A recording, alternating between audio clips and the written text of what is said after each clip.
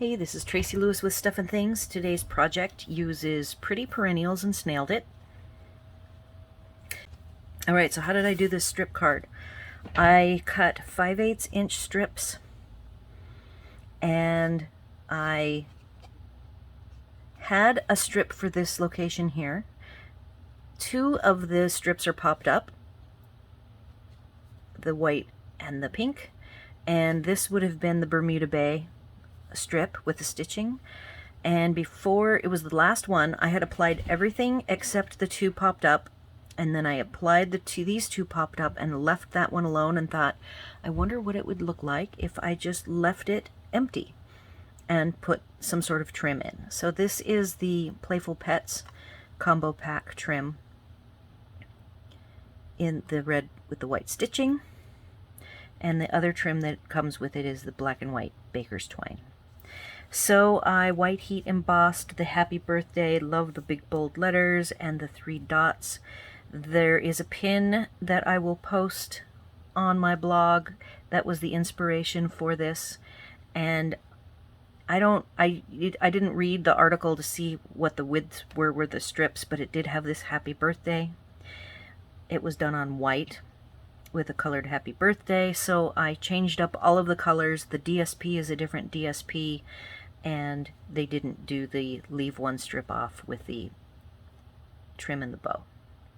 So if you don't use a source of inspiration, you know, I've made cards for, I don't know, 30 years and changed to dramatically from very simple cards, all colored stamping on white, to using Stampin' Up as a product, and got really fancy in the last, say, 8 years or so.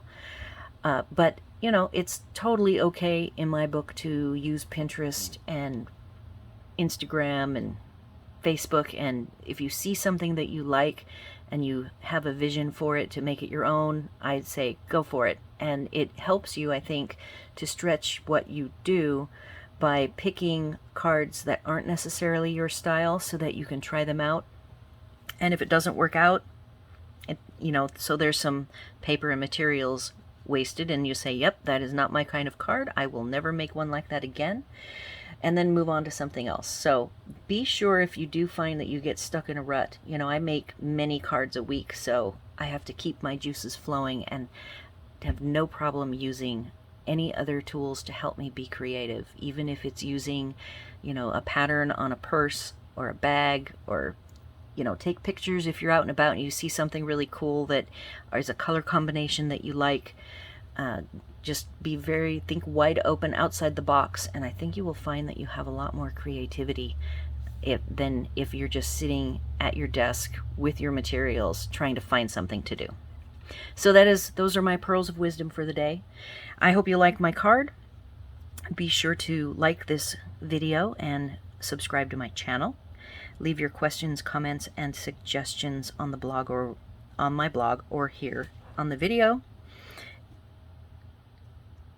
Let me know what you think of this card. You know, this for me, I like to do strip cards, but I've never done an off-angle strip card. Let me know what you think of it. I really think it is clever, and, you know, maybe I will, on the side here, do a couple more with some different DSPs, but I really think that the Snailed It DSPs, it's called Snail Mail, really is has a lot of good variations of patterns that will make a good strip card. So give it a try. Let me know what you think, and thanks for watching.